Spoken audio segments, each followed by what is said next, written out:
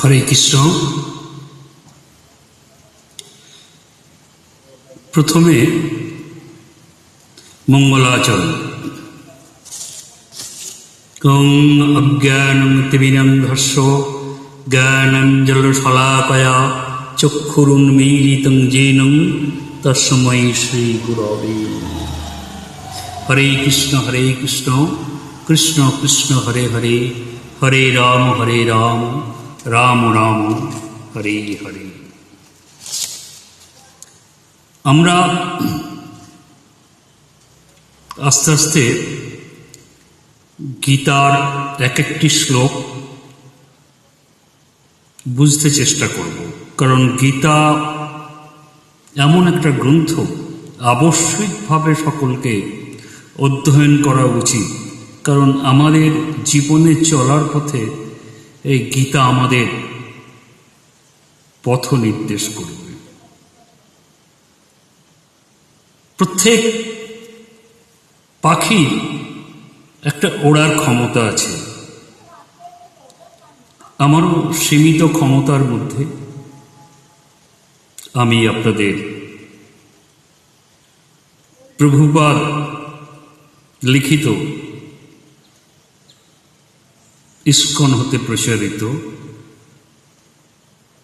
যে গ্রন্থ শ্রীমদ্ ভগবদ Gita as it is, যথাযথ গুরু পরম্পরা, আপনি সঠিক লোকের কাছে যদি সঠিকভাবে গীতা শ্রবণ করেন, তাহলে কি হবে? গীতা আপনার জীবনে, গীতা ইন অ্যাকশন, আপনি গীতা থেকে নিয়ে আপনার জীবনে প্রয়োগ করতে পারবেন, সেরকম একটি অবস্থার আপনি মধ্যে চলে যাবেন। তো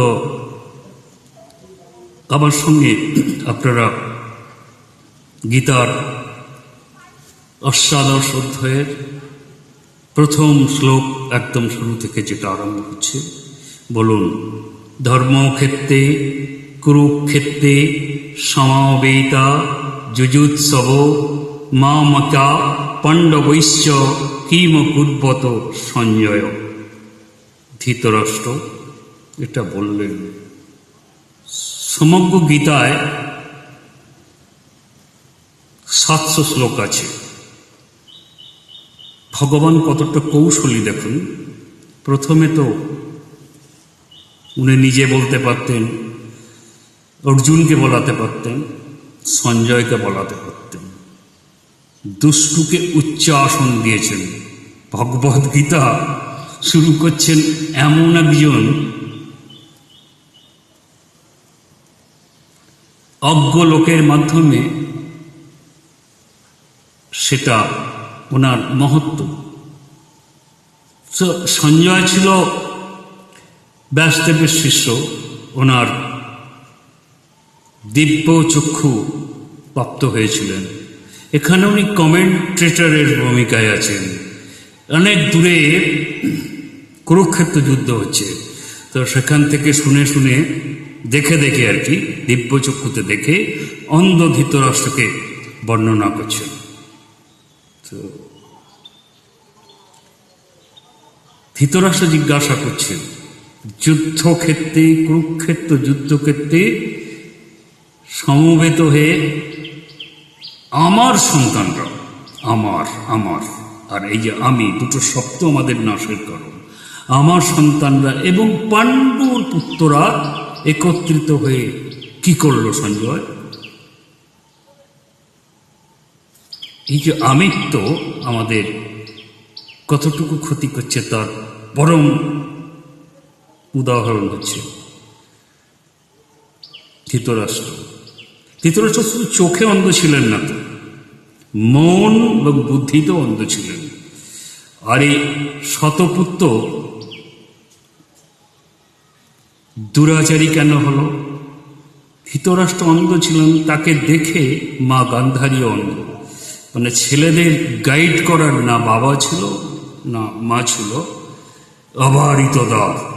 সেই দুর্মতি সব সন্তানের ওনারা জনক জননী হয়েছিলেন। এবং তাই সবংশে বিনাশ হয়েছিলেন। একদিকে শতপুত্র বিনাশ, অপরদিকে কিন্তু কুন্তির 5 জনের মধ্যে কোনো পুত্রের বিনাশ হয়নি। আপনি কার কাছে আছেন সেটা হচ্ছে সব থেকে বড় কথা। আপনার পরামর্শদাতাকে,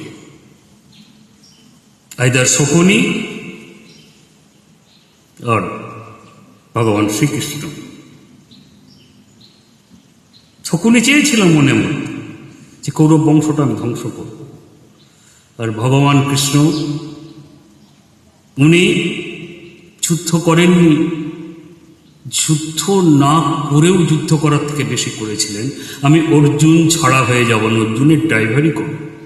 তার মানে অর্জুনকে পরামর্শ দেবার জন্য আমি তার কাছে কাছে থাকবো, দ্যাটস এনাফ, এটাই যথেষ্ট হবে আমার যুদ্ধের প্রয়োজন। তাই যখনই সংকটকাল উপস্থিত হয়েছে তখনই ভগবান কৃষ্ণ অস্ত্র ধারণ করতে হয়নি, পরামর্শ দান করে অর্জুনকে রক্ষা করেছেন। এটাই হচ্ছে ভগবান কৃষ্ণের আসল গুপ্ত শিক্ষা, যে আমি উপস্থিত থেকেই আমার বুদ্ধি এবং পরামর্শ দিয়ে যে কাউকে রক্ষা করতে পারি। এই যে আমরা ইনডিসিশনে ভুগি, ধৃতরাষ্ট্র ইনডিসিশনে ভুগছিল, তাকে রাজ জ্যোতিষীরা বলে দিয়েছিল তোমার শতপুত্র মারা যাবে। সব জেনেও কিন্তু ছেলেদের মানা করেননি, যে কোনোভাবে আমার ছেলেরা রাজ্য লাভ করুক, এটাই উনি চেয়েছিলেন। কিন্তু যেখানে বাসুদেব অপর পক্ষে আছে সেখানে জয় নিশ্চিত, এবং সেটাই হয়েছিল। আমরা সকলে কৃষ্ণকে সহায় করে কৃষ্ণের উপদেশ স্মরণ করে আমরা এই জীবনের পথে যদি চলি তাহলে আমাদের জয় নিশ্চিত। আমরা এক এক করে এক একটা অধ্যায় আলোচনা করব আমার সীমিত ক্ষমতা অনুযায়ী। প্রথম শ্লোকটি করলাম, পরপর আমরা এবার আগাতে থাকব। আমার সঙ্গে জুড়ে থাকার জন্য আপনাদের অসংখ্য ধন্যবাদ, এবং এটা প্রচার করে দিলে আরও ভালো হয়। নমস্কার।